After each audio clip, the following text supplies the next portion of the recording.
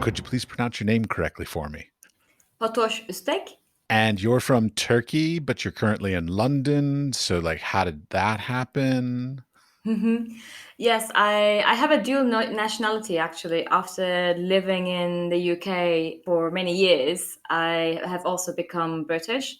It was actually quite interesting in the sense that I became British 2 days after the Brexit vote. So, definitely like 2016. Is that good or is that bad? I wish I could have voted. I mean, not that I would change the result, imagine, with one vote, but I wish I was too close to be able to vote in the country that I was residing. But as you said, I'm from Turkey. I was born there and I grew up there. I had my education there, and then afterwards I moved out, traveled, and lived in different countries. And I think it's more like UK chose me rather than me choosing UK. But then I settled here and now I'm British too. All right.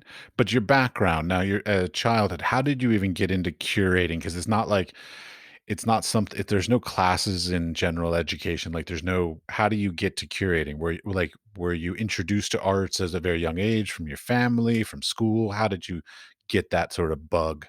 Mhm. The thing is, the word curator was a foreign word in Turkey in the 90s. And so it didn't even exist as a kind of a vocation or a job role that you would want. And I mean, in many countries, I guess it's the same, but also like many that's like countries that are developing countries, your parents want you to, and your grandparents want you to become a doctor or a teacher or a lawyer. That is some kind of a very concrete job with a concrete title and also, a regular income. And when I introduced the idea of curating to my family, they were slightly curious what it really meant. And for me, I didn't even know what it meant even after I was curious and interested in it. And my interest in curating started in the late 90s, early 2000s. And before that, also in my close family, we don't have many people who are in the arts. So that was also a kind of a different vocation as well. As I said, engineering is has a bigger or higher rank than someone who works in the arts. And it was in my early college years that I was interested in. I mean, like I have to say, Istanbul Biennial was really an institution for me to kind of like engage with contemporary art and learn from its editions. And because at the time we didn't have like a museum of modern art in Istanbul, in Turkey. I mean, like at the time I was living in Istanbul, and we didn't have many other institutions that disseminated art except galleries that were backed by commercial banks. And of course, their programming and their responsibility of contributing to the culture was at a different level than an international arts biennial. In a nutshell, it wasn't something that I knew I was going to be. It was almost like I happened to be a curator and writer as well. All right, but give me a little like step by step. Like, did you start off at like working at a coffee shop and then working some like how did you sort of get to, because like I'm thinking if I'm a young kid and somehow I'm thinking like curating is my thing that I want to be doing, like are there any sort of like standard sort of job positions to try to attain to sort of get yourself into that direction? I did many jobs actually. So I worked for Istanbul Cultural Foundation and I've worked for all their festivals, theater, music, electronic music festival, film festival. I was interested in film. Also, I have a degree in film as well. So I was an assistant working with members of press also, or taking people around, as well as welcoming musicians or singers to the festival, taking care of them, making sure that they find their hotel, and making sure that they, like turn up to their concert. All these things were very important for me to be part of that cultural hotspot, I'd say. Well, I used to do things like I used to be a roadie. I used to do the lights and the sound for rock and roll bands on tour. So like I That is know all about great. It was a great long party. I only remember maybe one third of it, but it was a good time. So, yeah. That is so nice because a friend of mine actually, I think it was again like early 2000s, Manu Chao, when he was like, really high up and hitting all the best of the lists. He came to Istanbul for a concert, and then my friend was assisting him and his band. They got on so well, then she actually toured with them throughout whole Europe afterwards, and we were all envying. I mean, like she kind of, I think, paused her studies at the time because we were all in college. This was a kind of a alternative income, very minimal, but at the same time very pleasurable way of generating income for yourself and supporting yourself while really being part of a very exciting conversation, and slightly draining too. It's not like it doesn't have regular working hours. It's not like, okay, 5 o'clock you go home. It's like always problem solving and It's 5 o'clock time to go to work is what it was for yeah. me. Like, I mean, we would work from 5 p.m. till 4 a.m. But I mean, I was in my schooling when I did it as well. Actually, I was at the Corcoran in DC getting my BFA, and I scheduled all my classes on Monday, Tuesday, and Wednesday. So then I toured Thursday through Sunday, and then came back and did classes Monday through Wednesday. So it was marvelous. That is great. It was That is great fun. great. Yeah. Yeah, yeah. Long time ago, million miles away. So yeah. Yeah, mine too. But it feels close too somehow. I still remember myself in those situations, like where you're troubleshooting or you have to find something so last minute or the cables don't match, all these things. Oh, I remember them fondly. It's just, I mean, for me, it was also like when I was still doing drugs, and I quit doing drugs, Mhm. hardcore drugs and all that jazz. But some drugs are still fine. But like hardcore drugs, quit doing those. And so like that sort of is literally a different lifetime for me. So that's farther away from me. I hope. Yeah. I'm not doing heroin and cocaine anymore. Haven't done it in 20 years, but it was a very fond time in my life. Yeah, but I think it was also with the culture as well. I don't know, like with the younger generation, they don't have that culture. I really feel it was also kind of like the epitome of the time. I used to smoke, for instance, and because everybody, all my friends smoked, it wasn't like, oh, I want to smoke. Exactly. It was more, it was part of it. Like you work until late, you're waiting for the band to come out, and then you would have cigarette break because it was a way of like giving yourself a bit of a private space. I think it's really like they're like each generation I think has their own specific cultures. Like, today we are talking about like Gen Z, the fact that they don't drink, the fact that they're like, so conscious of like zero waste or yeah, exactly. Like for me, going out is like having lots of drinks and dancing. Of course, I can dance without drinking, but it's always nice to kind of have a combination of both. Yeah, you always think you're a better dancer when drinking. I totally get it. Yeah. I mean, like I'm good. okay, I believe you. I've never seen you dance. But yeah, like I started smoking when I was in college, and with photography, one of the things was in the wet dark room that we would have to leave our prints to be washed for like a half an hour before we could really sort of take them out and look at them and stuff. And so I would have to sit there for long stretches of waiting for chemistry to resolve itself, and my friends would go out for cigarettes, and lo and behold, I ended up partaking, and there you go. That's how I started it. My interest in art actually really was sparked off when I started at the photography arts club in our college in our university. And I really have almost like Picasso's blue period. I have a dark period because I just lived in the dark room. People were really curious who I was because I would just go in there, and I loved the process of developing images. It has some kind of a, I don't know, inherent magic in the whole thing, and all the like the chemical smell, everything on you smells like terribly. Your head never goes out of it, but at the same time, you are in there, part of that kind of creative process that was so very special. I love the smell of a dark room. I don't know what you're talking about, but that's fine. Everybody's got their For thing. 45. I just recorded another podcast with a photographer, and he was saying how like there's a cologne now that smells like developer, like No way. for photographers to smell like a dark room. Like I'm not sure I'd want to do that, but I enjoy the smell in a dark room. I'm not sure I'd enjoy the smell out of a dark room, but nonetheless. Um, okay, one thing we've had some previous conversations prior to this recording, so like one thing that struck me that I sort of wanted to know about is curators. I feel like have individual sort of styles, whether it's styles of subject matters they're interested in, or whether it's sort of styles or techniques of coming to their ideas. So, like, how would you define both sort of like the subject matters you're interested in, but also sort of the way in which you manifest an idea? Absolutely. I mean, as we all have mentioned before, I'm very much interested in concept-driven curatorial approach. There are many different approaches. Like you can be, in the curatorial canon, you can be specialized in a certain period or in a certain movement, like Impressionist painting or 70s modernity in South America. And that specialisms are also very interesting. Exactly, like it might be very niche, but also at the same time it brings a different kind of like pack of knowledge with it.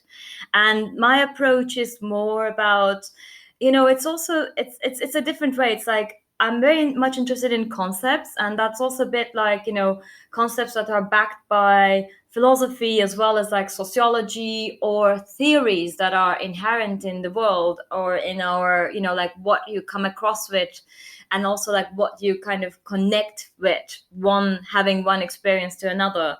And I'm very much interested in open concepts, and then engaging artists in a conversation. And I work a lot with commissioning a new work.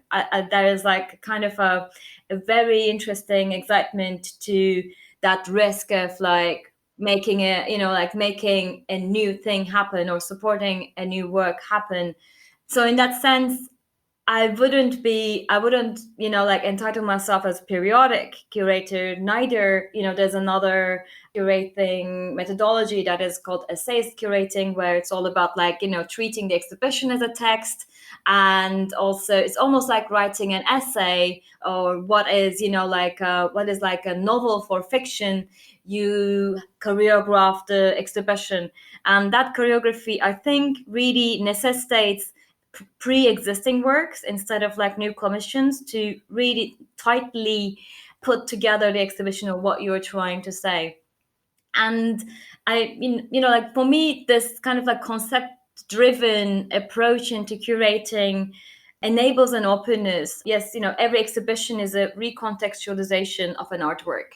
So an artwork has a different context when it is in the studio. In different context, it gains another layer of meaning and another layer of contextualization. So I think it's about like with the responsibility of the form and the content and the context in which you're introducing the artwork. It's really about like how do you create openness so that there could be multiple readings and multiple experiences of the exhibition by the audiences as well as by like the artists and the practitioners themselves. Okay, so what I'm hearing is that you, as if it, like, let's say if it were up to you, so budgets and space, anything is your choice, and nobody gives you any constraints on that. You would choose to do commissioned exhibitions versus putting together an exhibition of existing works. I definitely have a tendency. I mean, like maybe it could be like 90% new commissions and then 10% existing works, because it's also about, like it's a bit like music, you need some notes that are almost like reference points, not that they become the cluster points where they are the heaviest, most important works in the exhibition, but reference points where you can have different relationships happening, or when you're referring to the exhibition, there is a visual representation of it, especially when you're, because when you're discussing and introducing the exhibition to a wider group of recipients, you do need some how can I say, reference points. That could be also like the works, previous works of the artists that are part of the exhibition. In short, majority would be commissions. That would be my ideal project in whatever scale. Okay, the reason why I ask though is because what that sounds like to me is as a curator, you seem to be interested in sort of the oeuvre of an artist, the style, the concepts, the things they're engaging with, either be it materials or ideas, and then you want to see what they could do new if you put them in certain limitations or give them certain constraints, whether it be time or budget or whatever.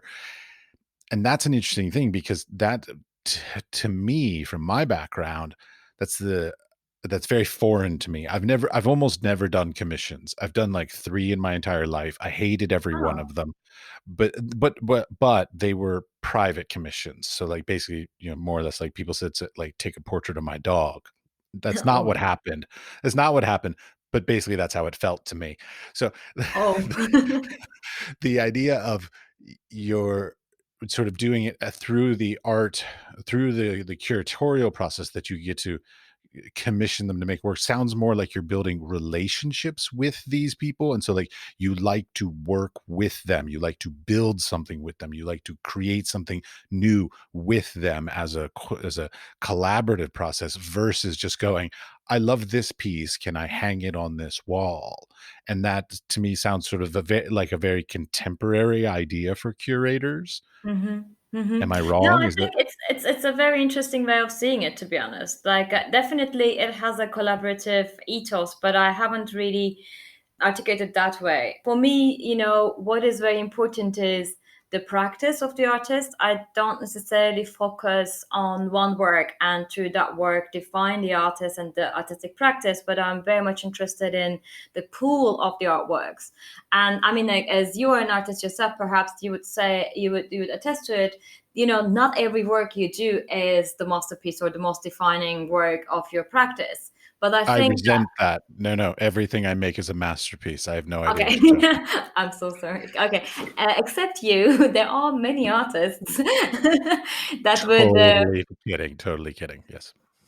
but it's about, like, really knowing, how can I say, engaging with all the works of art that the artist has produced to also build a sense of the nature of their practice instead of defining what their practice is. But, like, really almost it's a very thin line between definition and having a sense of something, because then that having a sense of is much more open, because then you would not, when you're commissioning, ask the artist to do an artwork that is a bit like, your picture of a dog example, a bit like that work and a bit less like the other work. It's really about, engaging with the language, the logic of that artist thinking, and then supporting them when thinking it for a new context, responding to a new idea, supporting them through the foundations of their practice, if I could make it clear.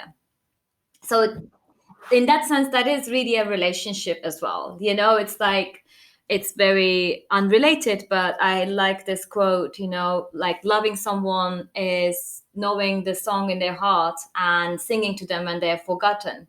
And in a way, I feel my work with the artists are the same. It's not a, like, in a way, a romantic love relationship, but it's actually really engaging with the song that they have in the heart of their practice, and supporting them to, like, keep playing that song or keep growing that song, keep writing that song.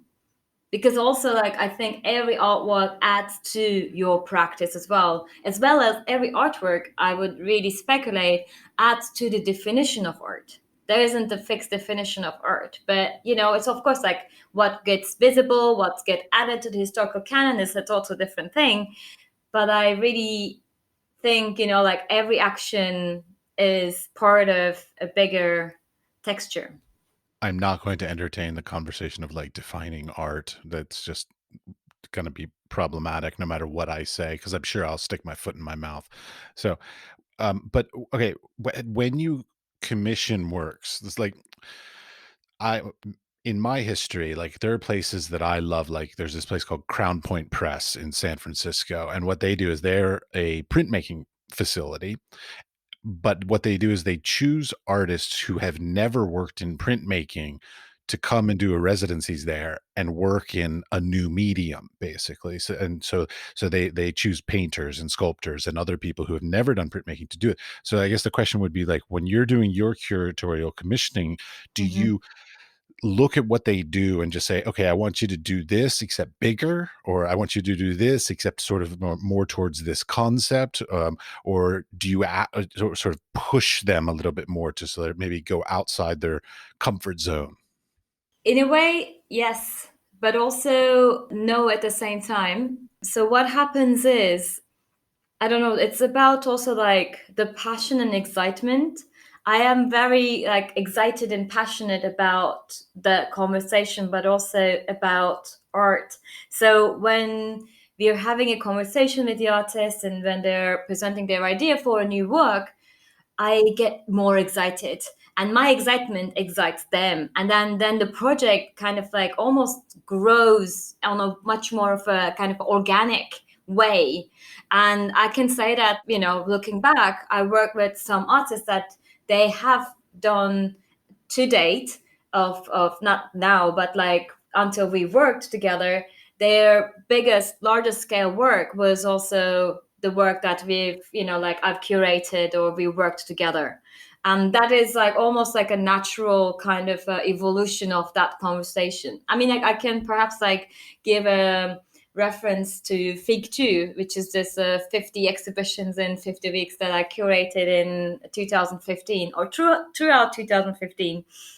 One thing I found out that not many people know how many weeks are there in a year, because when they heard 50 weeks, they would say half a year. Oh, maybe it's more than a year and a half. And I was like, no, there are 52 52. weeks. Yeah, Right. exactly. Okay. Okay. Because Got it. Christmas, you can't have an exhibition on Christmas. Nobody will come, so that's why it was 50 weeks.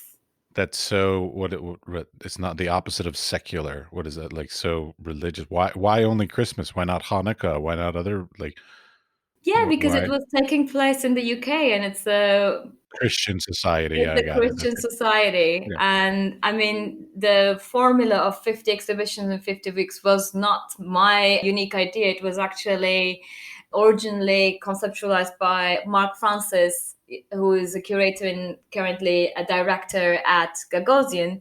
He did that project in the year 2000 in a like a Georgian house in middle of Soho. Well, it's also much catchier. 50 and 50 is much catchier than 52 and 52. It just doesn't roll off the tongue quite as nicely. That is true. That is true. There are those numbers, no? Like, yeah, 7 days in the art world, 50 exhibitions in 50 weeks. Yeah, Sure. yeah. It's a much nicer number. I agree with you. I like 50 as a number. It's kind of like has been haunting me my life, actually. Like I did many, many things that was with 50. Anyway, going back to Fig 2, I was 15 years after Fig 1. I was given a carte blanche to do a program throughout a whole year. And ICA gave us the studio that we could operate from. And there was also a budget ICA is in London, Institute of Contemporary Art. thank you. Yeah, Yeah. I'm not in London, and most of the listeners are probably not in London, so I'm just, give me the full name, that's all. of course. Yeah, ICA, there are many ICAs around the world. This one is the one in London. There's an international contemporary art place in New York, I think, called ICA. So, like, yeah, ICA is a very Yeah, common. there's ICA Boston. There are many ICAs, definitely. So you're super right. I mean, this ICA was founded in like 1946 by artists. So it's also a very interesting constellation for an institution as well.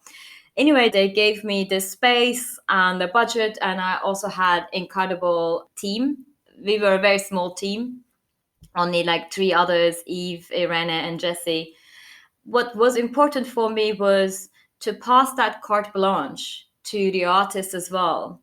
So I think I like teasing, and I think I really like being playful and bit more, when you said like pushing boundaries, I like pushing boundaries, or I like alternative perspectives not for the sake of it, or I don't do that with a big force, but it's more in the way of being, or in the way of communicating or doing things. So what I then would go and tell the artists that, okay, what would you like to do? What you have always dreamed of and never done? If you had a space, if you had a budget, what is your innermost desire? Let's do that. And of course, that offer excites by its nature, because then you were like, okay, I can do anything. But we ended up really, it was almost like a blessing and a curse in its own right, because of course when the desires go high up, you want to even go higher, and then the workload and the necessitated funding becomes beyond what you have as a budget. But that was never an obstacle for me. I fundraised while we were curating and going through, almost like, I think 1/3 of an additional budget I fundraised throughout that year for each specific project, because some of them really needed bigger budgets and what we had was very minuscule. Anyway, long story short, photographers did performances, video artists, they transformed the space into a heavy metal rock band concert, and then after it became a casting studio for their or online web series. So it was also about, like, introducing that playfulness to them as well, because it was a week, in a way, a week is very short, but it can be also very long. It can be, something that you do that really energizes you. Meanwhile, you're building your masterpiece, or something that could be, like the start of your masterpiece that you test out, or it is the masterpiece that's just there. Okay. You're telling me sort of the greatest hits of all these things. What I'm also very interested in, because you brought it up about like failures on my part, saying that Mhm. I am not masterful. It's fine. That have any of these collaborations ever failed? Have anybody, on anybody's side? I'm not looking for blame, and you don't have to say names, but I mean, Mhm. have there ever been circumstances where the thing didn't work for whatever reason? The thing is, I don't see any failure, but looking back, I would, lay out the exhibition differently. With some works, I would have shown other works of the artist, etc. So, like, looking back, I feel the exhibitions could be richer, because there was one exhibition, I can even give a name, like Yang In Hong, and she was on week 6, and she wanted to do a theater performance, like a contemporary dance theater performance. And we concentrated so much on the production, because it was a big production. There were 5 performers, there were 2 musicians. One was a Korean shaman drumming, the other was a violinist, and it was an incredible piece. And we also had a video crew that filmed the whole performance on the opening night. And then we didn't sleep that night until early hours in the morning. We edited the video footage with the artist to install as a video installation in the exhibition space on Tuesday morning, to open at 10 a.m. on Tuesday. I mean, like, we did those things several times, by the way. We did also with Ben Judd, like the next day, the performance became a 3-channel video installation in the space, overnight editing again. That was not the problem. I think it was more like when you, and I think that is very interesting in curating. And I would also maybe ask you what you think about art, being an artist and production. It's really about always keeping the big picture. When you channel your energies to one side, because that is the most complicated part, that actually demands much more energy, then you can really go astray and slightly lose balance. And I would really say Youngin's exhibition actually could have been much stronger if we had given ourselves the space to also give it a push, think it much more thoroughly than only doing the performance. But it was also the first performance we've done, the first time we used the ICA theater. It's like a big space, etc., etc. I would say maybe those were like the hiccups in that programming. Failure wise, like, sometimes it's also about, what I've really learned, is that planning is very important. and really like thinking and reassessing, creating feedback loops in what you do is very important because things happen. Like we were commissioning this mural for Art Night that I curated in 2017 across East London. We commissioned this wall mural with City of London Corporation. It's by a Turkish artist. She actually came on a residency to London. She worked with residents of one of the two. There's only two council estates that City of London Corporation looks after. And we were really in like Tower Hamlets, City of London, Hackney areas. So it's almost like the council estate is almost like kind of squeezed between the Gherkin or all these, big skyscrapers of the city, and it's on the verge of like the traditional or more like the kind of 19th century East London and the 21st century East London. And we worked with the residents, and then we mapped their dreams and desires or how they related to their city onto a banner, and then it was becoming a mural. And the festival was one night only festival, so you can't delay, you can't actually not install the work and expect people to come the next day because something didn't go wrong. Everything has to happen. So we planned in advance, so we actually had this crew who was going to paint the wall, and on the day that they started painting the wall, for some reason, BT installed two giant foam cabinets on both sides of the wall and dug up the whole pedestrian area. So the painters couldn't even access it. And that was again, the permission was given by the council as well. So that was, and then of course 2 days later was the festival and we had a press launch, etc. It was quite interesting to kind of like do that on site or on the spot troubleshooting. I definitely went on from freedom of commissioning to troubles of what can happen when you're commissioning new work. But yeah, Not at all. I mean, it's generally artistic practice in general, like the best laid plans. Like I always say, like had this sort of jest with my wife about this, is where I say, um, I like a certain amount of consistency in order to allow for a certain amount of spontaneity. So, like, you have to have a certain amount of things that are planned and organized and set in order to be able to be free to allow for things to go wrong, and that you can easily absolutely. react to them because you're not worried about those things that you've already planned. Like the planned things are done, don't have to worry about those anymore. But there's a certain amount of openness and spontaneity of things that can occur that you could never have foreseen, that might be a problem, but also might be a blessing in disguise kind of thing. So like having that blend is a sort of a necessary part of the creative endeavor. Absolutely, absolutely. So well put. It's really about that balance of serendipity and knowing, and not necessarily over controlling, and not necessarily being, cool about it. Control what you can and allow what you can't to be what, have, I mean, have a, there's also the, like the old, what is it? Plan for the best, or no, hope for the best, plan for the worst.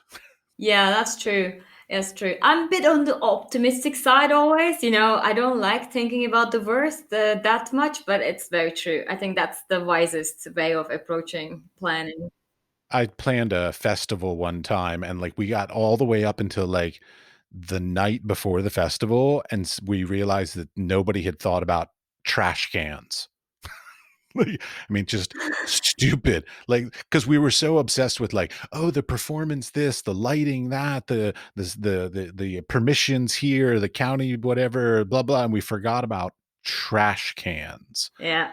Yeah. But yeah, on the other side, like for instance, I mean, like I'm a much more at ease with it, but especially in the beginning, curating in the UK was very much defined by health and safety regulations. For instance, I did this commission with Dohusu. It's also like his largest commission in the UK, which is like his childhood home, a one-to-one replica of a traditional Korean house landed on a pedestrian bridge in the middle of the city of London, like next to Liverpool Street Station. I mean, it took us 2 years to actually make that work happen. We were initially commissioning that work for 2017 Art Night Festival, which took place in July. We unveiled the work in September 2018. And the reason is not, like the production, but it was more the kind of like bureaucracy, but the permissions. But I remember we were working also with experts, and that's very important, like an expert on front of house, an expert on like security, or trash cans wouldn't have been forgotten, I'm sure, because you need those people. But also at the same time, sometimes the challenge that they put forward does feel slightly out of context, but you still need to comply to them. So one of the things were told us was that, like if we will build this house, what if a homeless person moves in? And so we had to kind of close the house, but then it was a fire escape, so you couldn't really close the house. Then we had to make it bomb proof so that if someone puts a bomb in there, it doesn't explode. And or we actually had to close it to any other pedestrian access, because if somebody goes up with a giant stone in their hand and throws it onto the cars, that is our responsibility. Yeah, liability is a huge issue. Like, I mean, I had a conversation with a sculptor who does outdoor sculptures, and he carries a huge insurance policy on all of his sculptures because, it's just if somebody just for some reason starts to climb on it and falls, so it's not even like it breaks and it falls, but if some dumb person just climbs on it, they fall, they get hurt, they could sue you, and it's just ridiculous the litigious society that we live in, but also the stupid people that do dumb things like that. So No, that is true. That is true. But sometimes, like, where is the balance? Like, also, like, about that's also like the culture of relating to art. For instance, we were also, when I was in Liverpool, we were really trying to understand how to get a permission for a bronze sculpture that would be erected. If How do we communicate the fact that people shouldn't run to it and hurt themselves? I'm not sure why people would think they should run into a bronze sculpture, but that sure. I mean, I as a kid, I used to climb on sculptures and I would get hurt, and my parents didn't sue anybody over it. It was my own damn fault. I climbed on the thing. Like, anyways, I'm just not keen on the whole fact that like artists end up having to be responsible to pay for and whatever, like coordinate insurance because of stupid people. Like that's just a problem I have. Yeah, I think it's about like how can we really change that in the society, that it is really like you wouldn't run to a tree and hurt yourself, and then how can I say? Because it's all about habits. No, it's about habits, and it's about also like that social imaginary, what you feel entitled to do and what you feel that it's not, like right to do. How can we really communicate that about public art? Because that's going to be, especially in the near future, the most important art form happening in our cities. I do not feel entitled to run and smash myself up against a bronze sculpture. Maybe it's just me, the way I was raised. I don't know, but like, I don't feel any entitlement to need to do that. Yeah, but I think it would be great not to also be able to justify it as well, that people wouldn't feel entitled to do that too. I really respect the fact that you don't. It's great. I'm a big fan of touching art. Like I going into art museums is very painful because I always want to touch it. And I yeah, from a young age, my parents always told me when I go into like galleries or museums that I put my hands in my pocket so that I don't accidentally touch a thing because I have a habit of touching things. I like the tactile feel of stuff. But I anyways, have a friend, they have a 3-year-old, so they said that artworks are hot. So he runs to them and then he stops because it's hot. I mean, like, I was like, okay, let's see what happens when he grows up, if he will really like you or hate you for doing that. boy, I tell you, the stuff we scar our kids with by telling them things like that, like, like, boy, yeah, that kid's gonna have a problem later in life, I think. Like, they're gonna think that artwork is dangerous in some way. Yeah, it's not healthy. You mentioned something about, like, sort of the idea of, like, concepts and techniques and things like this. Like, it made me think about my own work. Like oftentimes in my own work, I will have two sets of work that I'll be working on simultaneously. One that's very, very technique heavy, material, aesthetics kind of stuff, and then one that's very emotional and expressive and in sort of a yeah, emotional, expressive. I don't know how else to put it. So the question I have for you is like when you're a curator and you're looking at work, are you sort of more engaged with really great ideas that might not be fulfilled technically with some great skill, or are you looking for incredible craftsmen and skilled creators that maybe their ideas could use a little bit more work? It's a very interesting question, actually, because for me, I think like the craftsmanship and ingenuity is sometimes manifested in the technique and sometimes manifested in the idea and the concept of the work. So I initially am interested in the artwork and its strengths. And, like it's maybe important to define what that strength is, but it's about that the work itself can stand on itself. It doesn't need an additional contextual explanation. Like if we go back to, John Berger, like the image and the text added to the image changes the image. So I would be interested in looking at the image. And then, of course, I would like to read the text because then it would add a different reading to the whole experience because the text and image provide the experience together. Yes. Not always. I do portfolio reviews, and Uh-huh. there are many times where I have seen some what I would think is very strong work where I'm like, "Oh, this is really beautiful." And then I read the text and the text is about something completely different, or it's just a bunch of gobbledygook, or it's Freudian and Latin phrases or other kind of crap that makes it sound more pompous and arrogant than it was when it was really beautiful and visceral and emotive when I was like engaging with the work. And then the text, whether it be a title or an artist statement, if done wrong or poorly, can ruin an appreciation for a piece of art. Of course, on the opposite side, it can elevate and make it even better. But that's a really tough balance that these days, we as artists, we not only have to be able to produce beautiful things, whatever performances, objects, it doesn't matter, and title them in some eloquent manner that enhances the appreciation and write an artist statement that then brings even more to it, which we're not writers generally. Like that's why we're artists. So like what do we do with that? No, absolutely, absolutely. And the thing is, maybe that is also like an emphasis that have been brought to artists a lot recently is that everybody's expected to talk about their artwork in the same strength and the manner in which their work is. But it doesn't have to be the case. Yeah, there are some very eloquent artists that can not only talk about their practices, but other practices in very beautiful and very kind of expensive ways. But there are artists that actually, they also accept themselves that they would rather not talk about their artwork, like, or sometimes it has been a political position, like Stanley Brown case, or it is also like, for instance, Tino Segal doesn't do interviews or show himself because he wants the works to kind of like talk about itself, etc.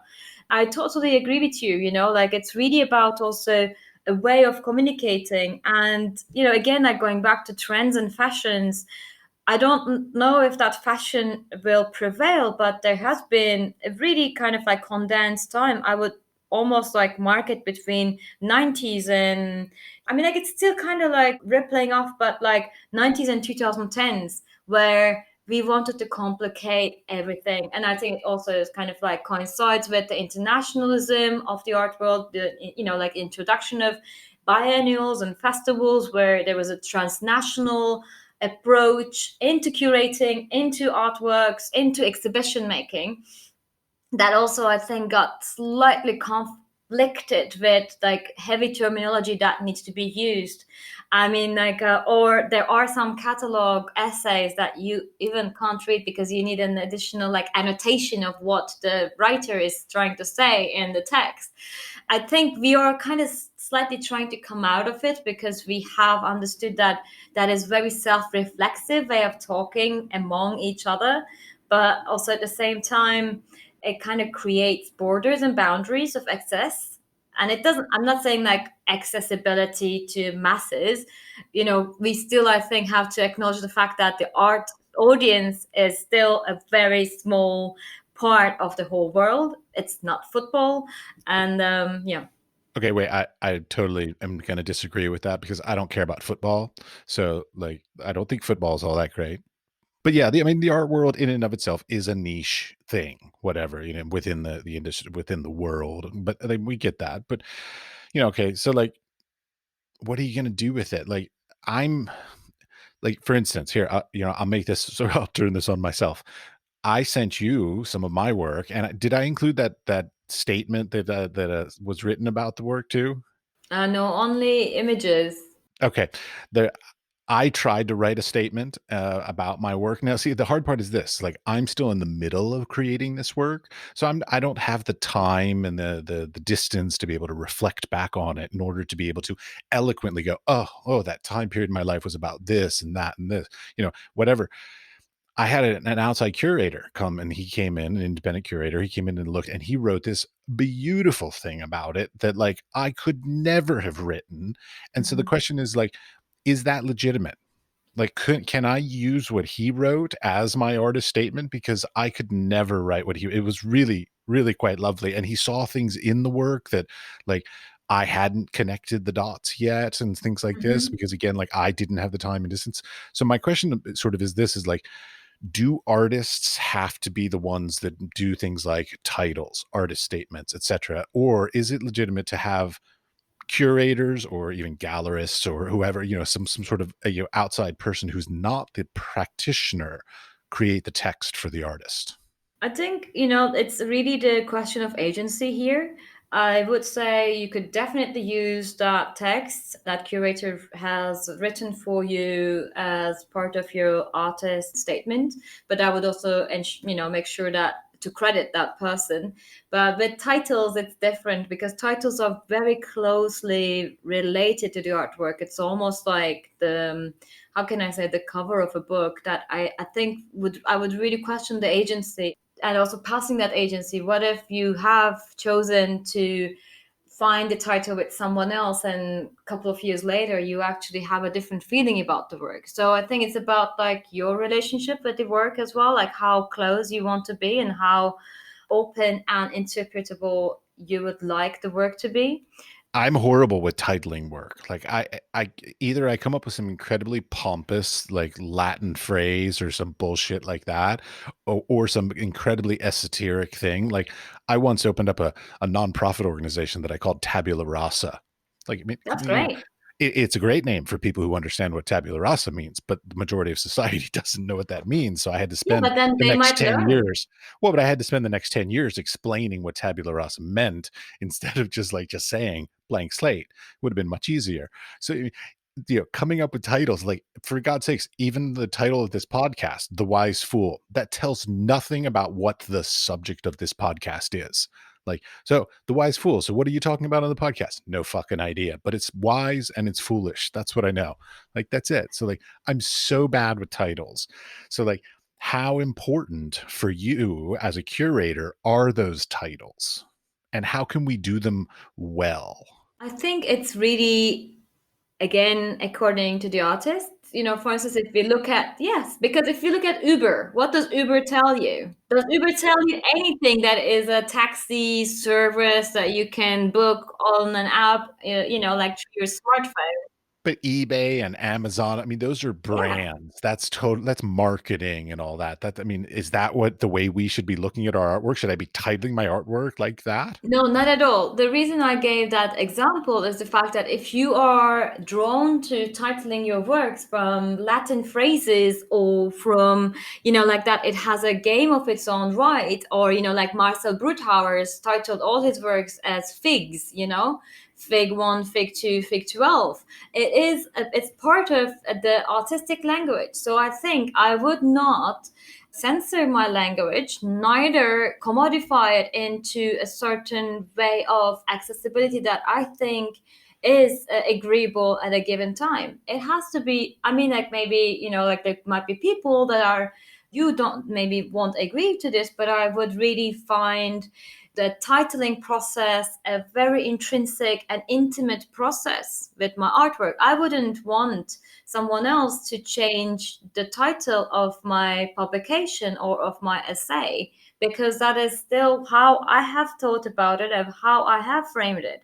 But it's also, of course, about like if you're saying, yeah, but I want to be aware about the fashions around me and how the art is being consumed, and I want to be really a lot in parallel with those like manners of consumption, then that is a choice. But for me, like text on the artwork has a different platform. And like for instance, I think Massimiliano Gioni's Venice was so strong in many ways, but also the fact that he worked with the Cabinet and the writers of Cabinet magazine, and each title and the exhibition was written by an art writer.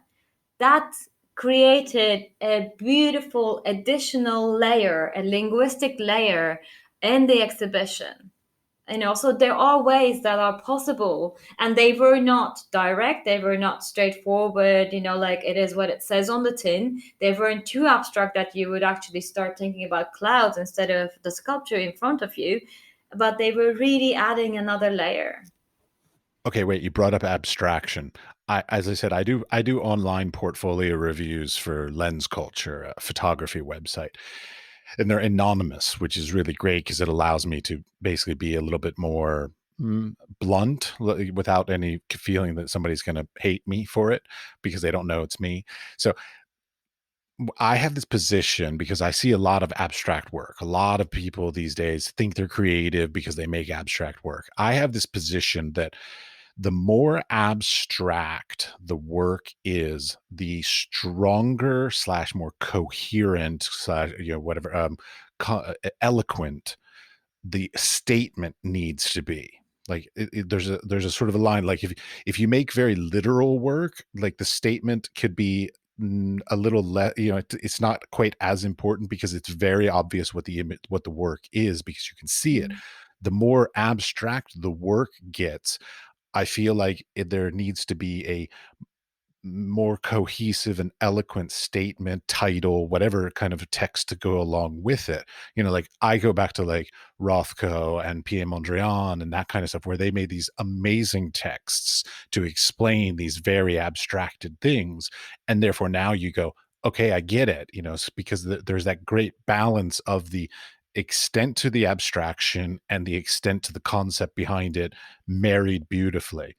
And I feel like a lot of abstract artists these days, or like people that are working in Mhm. abstraction, feel like they can just get away with going, "Oh, it's abstract. It doesn't have to have a meaning. I don't need to write all this text about it." And I'm like, and I believe it's actually the opposite of that. I think the more abstract it becomes, the more eloquent and coherent and cohesive the text needs to be in order to engage the viewer. I will actually retract and I would go back to the work. For instance, hearing you makes me think of Cy Twombly, an incredible painter, thinker. But I mean, just seeing his works are so inspiring. And I mean, the impact they have on me is like very uplifting, and it really engages me, and it almost like creates a meditative relationship. Same thing with, I don't know, I'm thinking of, let's say, more classical example like Böcklin's paintings, like from the 17th century.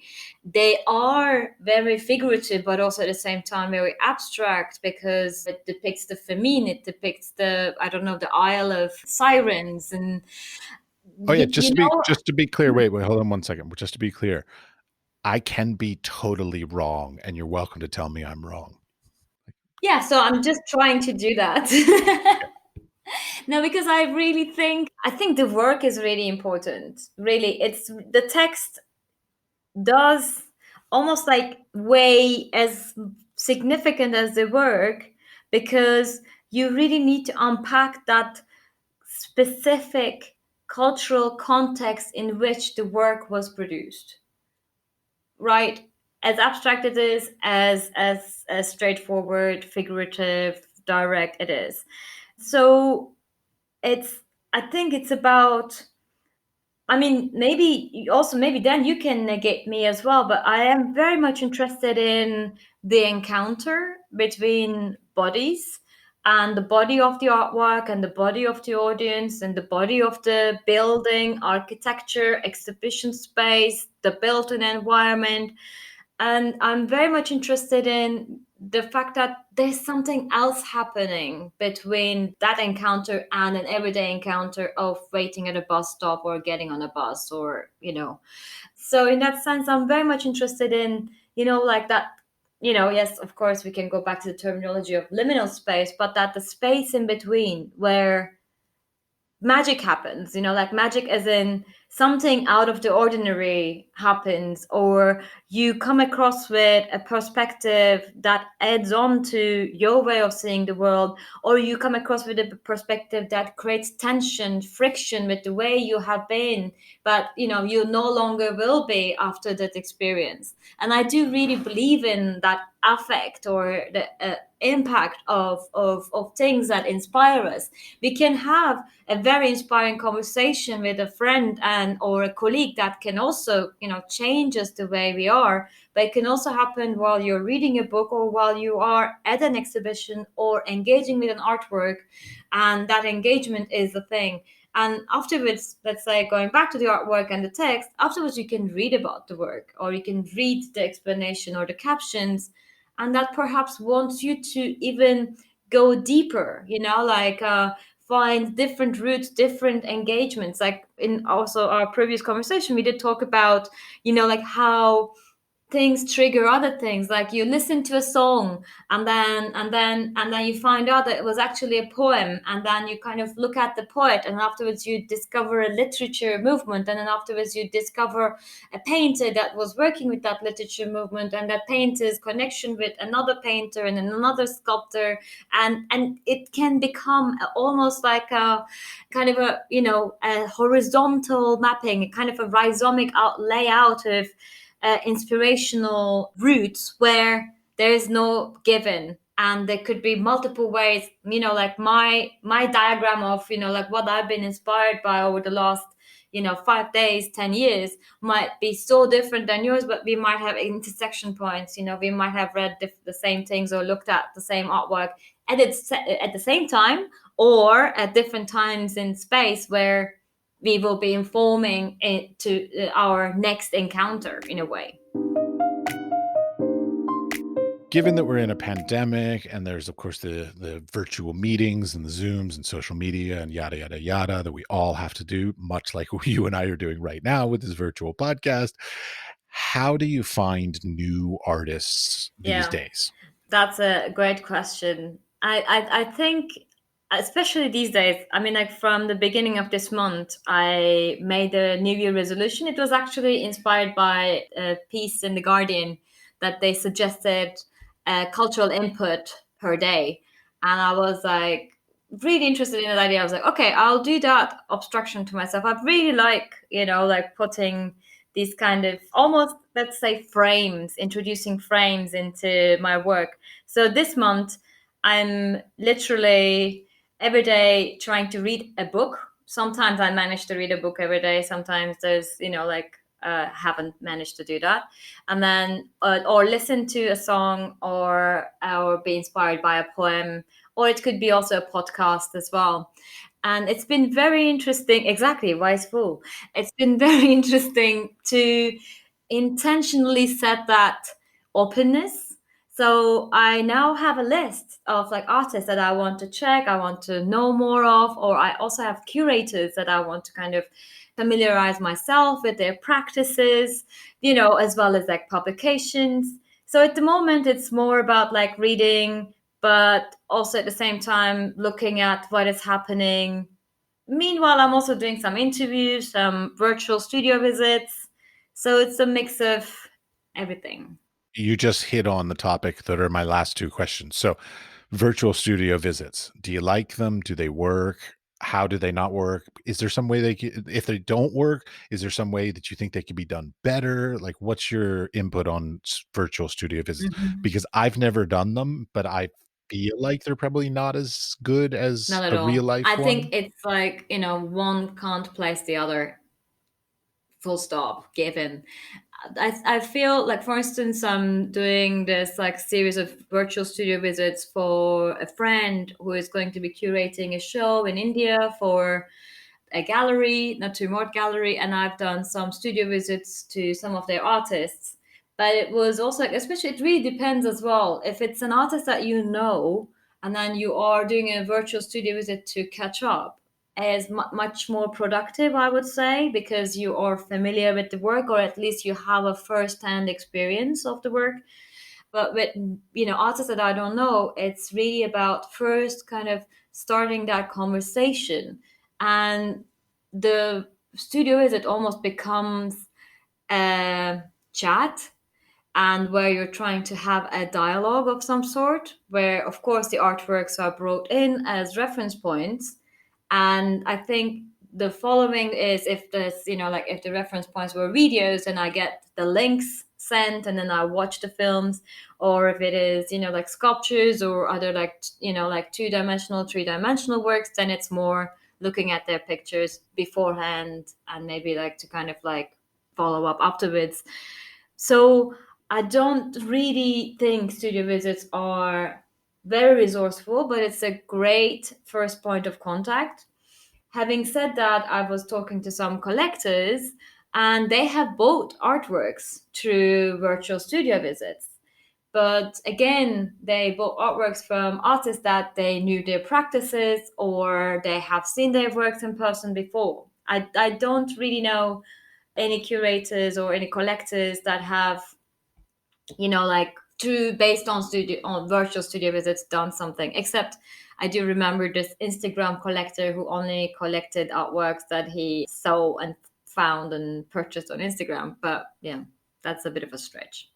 Well, I mean, that's the thing is like, because a lot of us artists, like, we don't already have these connections. And so it's sort of like with the issue of the need for virtual studio visits these days, like, how do we connect with people who we are not Yeah, already yeah, I connected to? think definitely, and especially for that, I really do feel for the younger generation of artists coming out. At the moment, there are students, as well as the thing is, and this is not about ageism. It's really about opportunities and networks.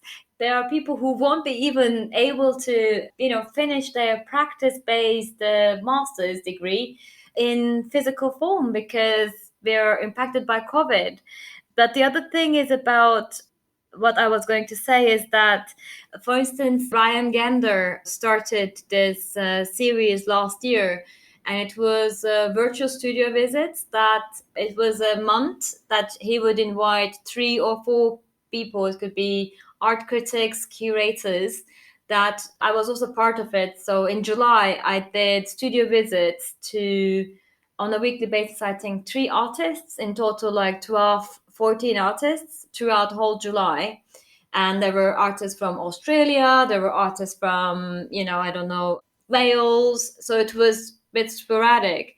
But it was again like students who don't have that, how can I say, possibility of mentorship even at the start of their career.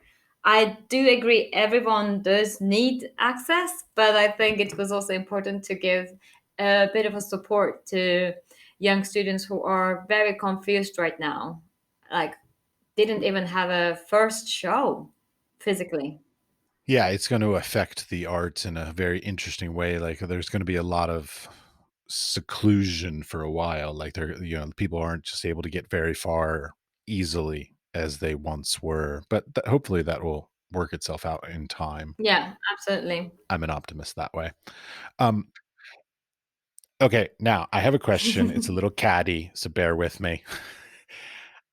Artists now, don't get me wrong, most of my friends are artists, so I wanted to sort of start with that. However, I have run into a lot of people who, see see me as competition or are catty towards me, like, so, like, specifically, it's mostly photographers, but I don't wanna get into photographers. But the is there any sort of, like, cattiness or sort of, fighting or rivalry in the curatorial I'm sure world? there is. but I don't, there are like many beautiful phrases about comparison or competition. I don't believe in the positive support of comparing yourself to others. I would rather be interested in their work and, choose to engage with their work or not, but I wouldn't compare, let alone compete with any other curators. I mean, don't get me wrong. I say this because, like, when I was in what was I in undergrad, there was a guy, Chris. I can't remember his last name. And he and I were constantly Hmm. competing to do better, and that Hmm. competition actually pushed me to do better work. So, like, and just the term competing, I don't mean that in a negative way. Sometimes it sort of pushes you to be like, oh, okay, no, wait, I want to do better than that guy, kind of thing. Like I can do better, and then now because they've done stepped up, I need to step up also. So, like, is there a little bit of that sort of even like one-upmanship kind of stuff? Like, because I'm in the arts world and in the academic world, and of course, academics do that shit all the time. But how about curators? Do they do that kind of stuff? The person I would know best is myself. And what I put to myself is I want to do better in each and every project and in each and every text. I'm very much interested in that kind of like pushing yourself, not for the sake of any perfect image, but it's really about how can you get better each time. And that betterment isn't about perfectionism again, or isn't about like the ultimate ideal curator image, but it's really more about, it's more about like learning from how you do things and what you do, and then also raising awareness of like what you could do well and then doing better each time. So I'm very much interested in that kind of like processual, gradual development and evolution in my approach to curating, in my approach to writing. And I think that is really the case for many people, like for instance, when I look back to my presentations, like 15 years ago, I wasn't as confident a public speaker as I am now. And I hope that in the future I will even become more skilled in that. Same thing with writing, like, yes, I'm still very proud of my text that I published when I was 21 in a photography art magazine. But at the same time, I do feel my writing has evolved from it. And I think that is what I'm interested in, like how do you grow yourself and how do you grow into your true potential? Oh yeah, I used to be an art critic for a newspaper in the US, and to this day, I mean, I stopped doing it maybe 15 years ago, and to this day, there's this one artist that still is very angry with me, and I keep hearing through, like, Oh, social media wow. and stuff how angry she still is with me about a review I did of her work, and I'm Yeah. just like, "Get over it. It was just one review, move on." Take it as something to help you to be better, but, like, it's hard. Taking both writing criticism, because also I do portfolio reviews as well, like writing criticism, but also being able to take criticism is a very difficult thing for a lot of people, myself included. So it's a tough part of our industry, because like a lot of other professionals in other industries, they don't get criticism and they don't need to take criticism. They either do their job or they don't. There you go. That's it. Like, and they get their paycheck. No, that is true, but I think it's like the way that criticism is published is very important as well. For instance, I have a very, very close friend that I have strongly written negatively about her work 11 years ago. But then what happened is, like, we evolved into a conversation that then led to a very important and a beautiful friendship. And we also worked together in the past, and that also actually added on our strength of being friends now today. But I think it's really about, yes, criticism is important, but it's about like what you do with it. It's also about, I'm also very much interested in like thinking about leadership, thinking about ways of being in the world. And there's a beautiful quote. It says leadership is about the time that you take recovery. And I think it's about also success, not in the sense that success is one ultimate goal that we will all reach. Success happens on an everyday basis. There are successes, it's plural, it is not singular. And also at the same time, that recovery is, for instance, if we give the example of a tennis player, if a tennis player is thinking about the bad backhand that they did, they will lose the game. So it's really about rebound, and it's really about recovery to kind of move on, while reflecting on the back end and the aftermath, because that will actually bring you to a better player position. And the same thing for curating, and the same thing for mistakes. It's like, one thing don't define you, or who you are isn't defined by what you do. Who you are is bigger than that, and it's really, again, keeping that big picture in mind. Oh, yeah. When I was a kid, I was a horrible tennis player for exactly the reason you just described. Like, That I was would bad. constantly be like, "God damn it, I shouldn't have done this. I should have twisted my wrist a little bit more, and I would have done that." And like, fucking, like, and I would dwell on Yeah. my previous shot, and then I would screw up my next shot. Like, I hope I've gotten better in my old age at not dwelling on those past mistakes. But boy, that was definitely a defining characteristic of my youth for sure. I mean, same here, but that's also like, that's perhaps how you learn. Yeah. Well, that mean okay, well, that sort of gets to what I'm getting to here is like when I was young, I was an arrogant little selfish shit. Like I was the worst. And in many ways, I believe that a lot of that has been to the detriment of my own career. I mean, I made my own bed and I lied in it because I thought it was the right thing to do. And I have learned Mhm. since then that it was the wrong thing to do. And I made a lot of whatever. I'm not even going to get into all the stupid mistakes I've done. But trust me, I've done lots of stupid mistakes that have damaged my potential career. But so like what I'm asking leading to with you is like how important is Mhm. like the personality of the artist? So like, like I know some artists that make really amazing work, but they are drug addicts, drunks, just fucking annoying, whatever. Or some artists that are really pleasant to work with, but they maybe make mediocre work. So like, is there what's the more important part? Is it the enjoyment and the appreciation of being able to participate in the creation of their work, as a collaborative process for you? Or is it just like, I just think they make great work, even if they're fucking horrible to work with? And I will get back to the art and their practice. I think if the practice and the artwork is strong, I would definitely work with the artist. But also at the same time, it's really important how the artist relates to the work, or what makes them really hard to work with. Like sometimes it's very important. Like some artists are called as, oh, they're very challenging, they're very hard to work with because they are precise.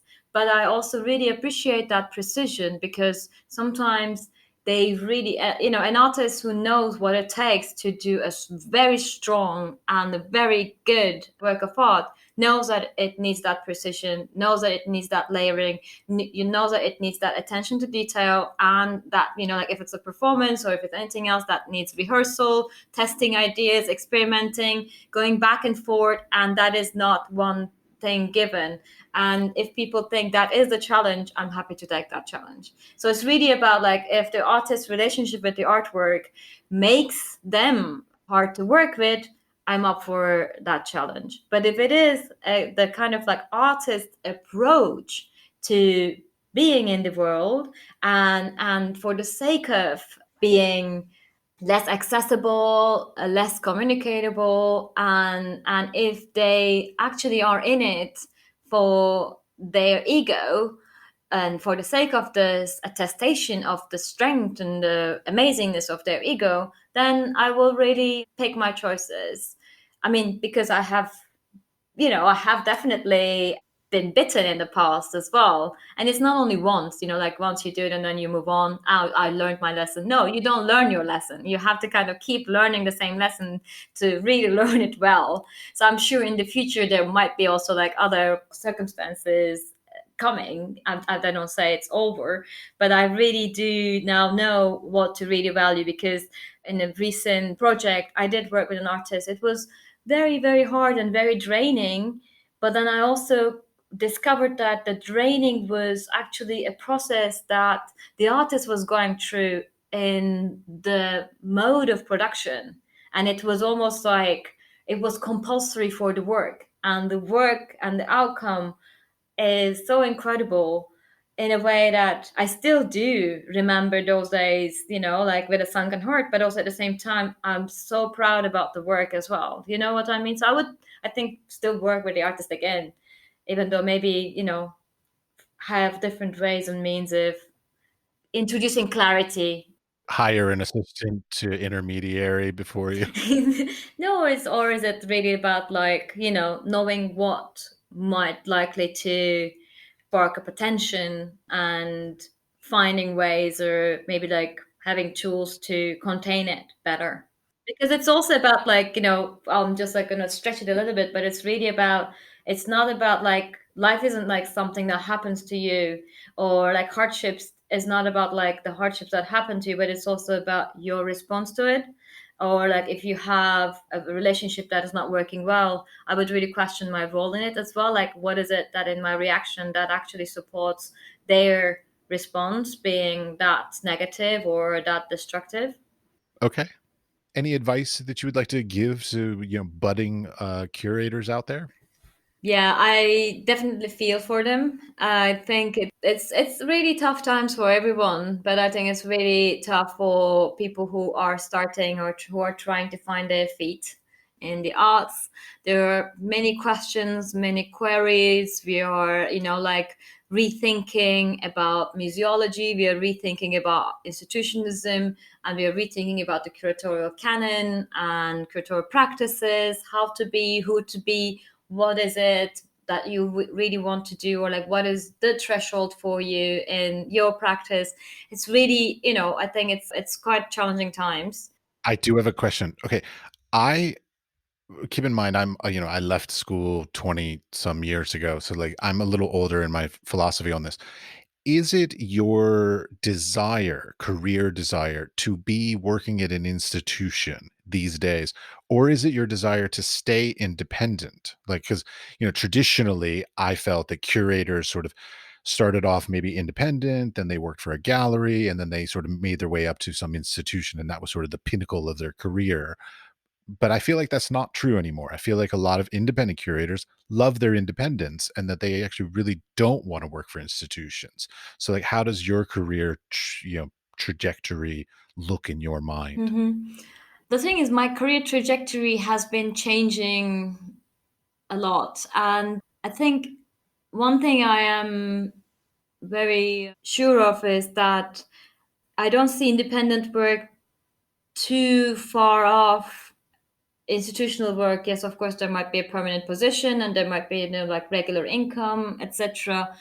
I still feel like my work to date has been very strongly affiliated to institutions as well. Like, for instance, Fig 2 for me was a non-institutional institution. It had a vision, it had the kind of like roof on its top, and, like a team, a vision to execute its program. One thing that is, I think, very important and going forward is that I think the institutions are really looking at themselves. Like yesterday, I was at an event, it was all about decolonizing the museums. And I think decolonizing the museums will also need to kind of like really reflect back on decolonizing the institution itself as well, because you can't decolonize the collections or the kind of the understanding of museology without also, like addressing the structure in which it operates. For me, it's really about aspirations, and it's really about like what you want to do as a curator.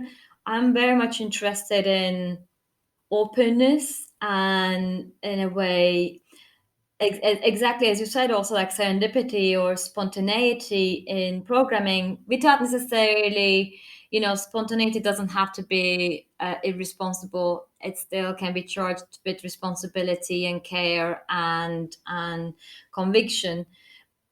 I think these days especially, I'm really contemplating on different institutional models that could embrace that mode of functionality that is a bit more agile, that is a bit more responsive or can be responsive, but also at the same time does have a vision in which it generates content.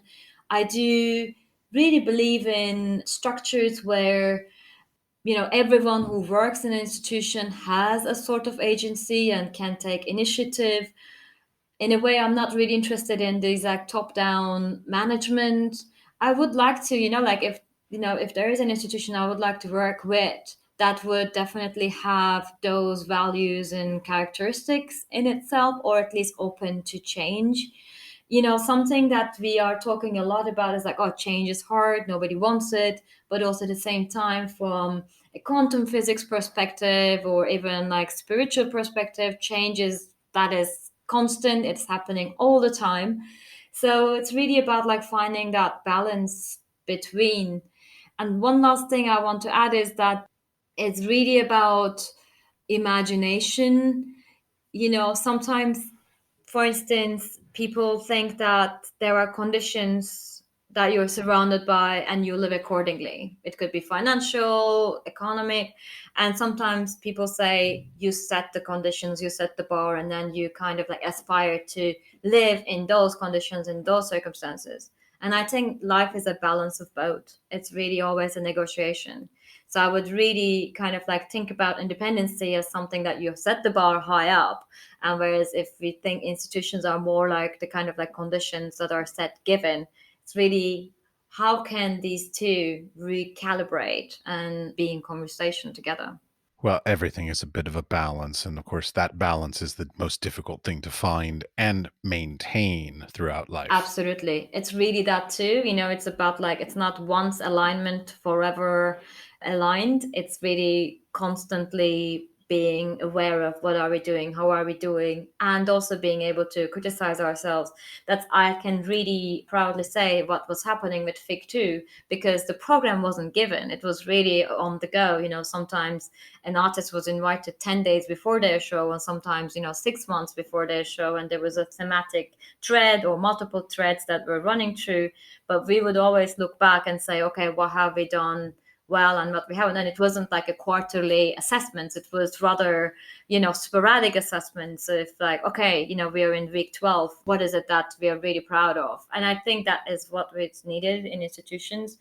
And the other thing that's been recently discussed a lot is that, like, how can we do less well? Something we also mentioned before, like that I had that imagination or like the speculative dream of slow art movement. I feel like there's food to that thought, or like that idea has feet, in the sense that it's not about like let's do lazy art, but it's really more about like how can we expand the diegetic space around exhibitions, around artwork, so that they also like are still part of conversations. Today when we look at like multiple literature or reading, there are certain seminal exhibitions that are referenced over and over again. So I'm interested in like, can we actually do each and every work that could be a point of reference, not for the future generations only, but also for today. Yeah, it's funny. I was going to say that I think that topic's come up before. It might have been in our conversation before, but like I feel like it's harder to do those seminal exhibitions simply because of the sheer volume of exhibitions that are currently not only going on but also known about. Because like back in the day, like in America, we had like the Family of Man exhibition, that photography with Alfred Stieglitz, and that was a seminal thing for photography at the time. Hmm.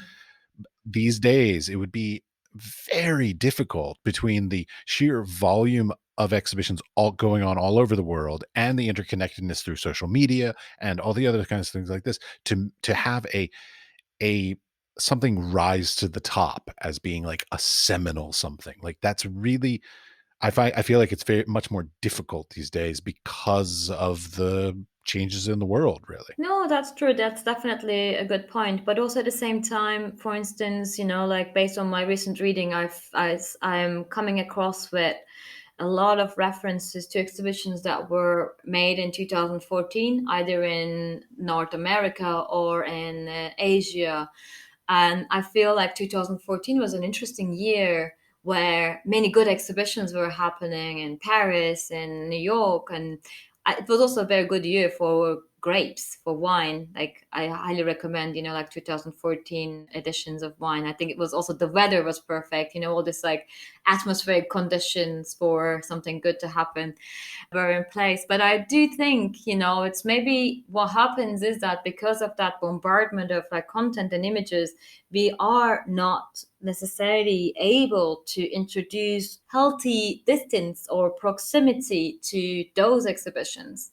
And the reason that I can look back and see, okay, in 2014, oh, there was that exhibition, or, like this biennial was really important, is because there is that distance now, almost like, 6 years and a little bit.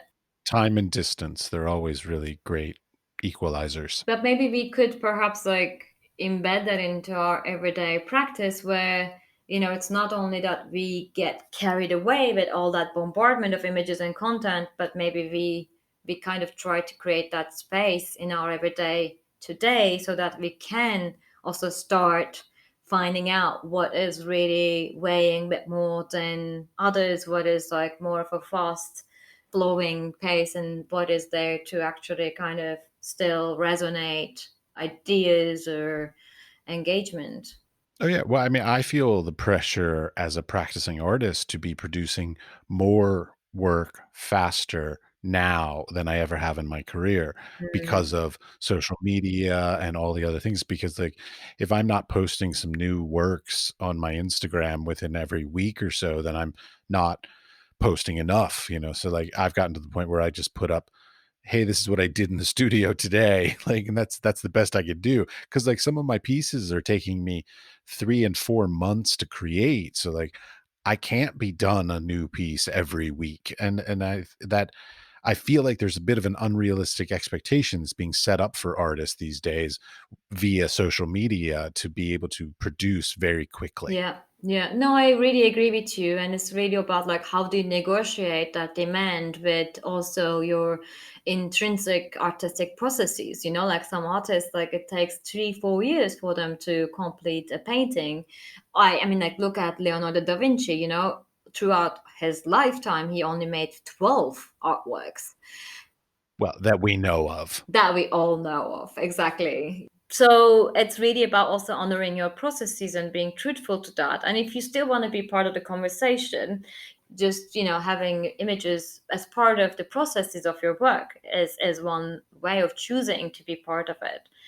But I don't really think like artistic processes and the kind of like duration it requires can be formatted according to the pace that is the way we communicate today, the pace of our communication. Yes, I know. I need to relax, be less anxious about it. Absolutely. Do it my own way, and people will either like it or they don't. No, that's true. I mean, like, there's also another thing, of course, like once you are in, like once you're visible, etc., you're part of it. But once you slow down or, like have moments of silence or periods of silence, that is true. People do move on as well. So it's really about like how do you relate to that too? How do you relate to? I relate poorly to it is what I do. I'm horrible at social media, like, I just like, I'm looking forward to hiring somebody to do my social media stuff for me because I'm just absolutely atrocious at it. I think I'm too old, but I also think I'm a little too private, which is horribly ironic, I know, with all the shit I share on the podcast, but I'm very private about a lot of things, and, like, my art practice is one of them, like, I want it's funny. I was brought up in the era where it's like you put your best work out in the world, and that's it. And you're judged off of just your finished project, not your process. Because part of me, I hate showing people my process via social media in particular, because until it's completed and I've said, okay, that's done, Mhm. I could still fuck it up. So and I do, and because we've had this conversation about my masterful works. So the I do fuck up a lot of works, and I will get like 99.9% of the way there, and like on the last stroke of whatever I do, I fuck it all up. But yet I've been showing it to everybody in process, and I'm like, "Nope, that one failed, sorry." Like, It's a relative thing. Now, you might think that you fucked up, but maybe it might actually be appealing to someone. You know what I mean? It's like Don't start me down that path. I am so tired in my career. Here we go. I'll give you like my little tirade on the art world, my career bullshit. okay. Every time I have an exhibition, I will put together the pieces that I think are the absolute magnificent pieces, and I'll put them as primary places in the exhibition, and they're really great. And then endlessly, I always have like a little empty wall that I didn't think of, or an extra space, and I put up some other piece that I'm just like, I got to fill up this wall. I'll throw this other piece in. That's the piece that everybody fucking loves, and nobody loves the ones that I think are the best pieces and put in these prominent places. Everybody loves the ones that I literally throw in at the last minute, and nobody loves the ones that I love. That nobody is a temporary nobody in the sense that maybe in a year time or in 5 years time or 10 years time, that could be the work that actually resonates with people. So, everything has its different time. Oh yeah, no, my wife, she's not very into art, and I put up a piece in our home, and I was just like, "I love this piece," and she's like, "I hate it." And now 3 years later, we're getting ready to move to a new apartment, and she's like, "Okay, we have to have that piece in the apartment. I love that piece." I think you conditioned her. She's attuned to liking that piece. It's, like whatever becomes part of your pool of perception becomes, whatever becomes familiar is lovely. I'm No, no, no, there are joking. other ones that are in our apartment that she hates still to this day, but that one she fell in love with, That's so that's great. good. Yeah, yeah. So, anyways. Alright, well, thank you very much for your time. No, thank you. This was really great. Thank you very much for your time and for your attention and great questions. I'm just listening to you and asking things off of what you say. No, that was very lovely. Thank you very much, Matthew. Thank you.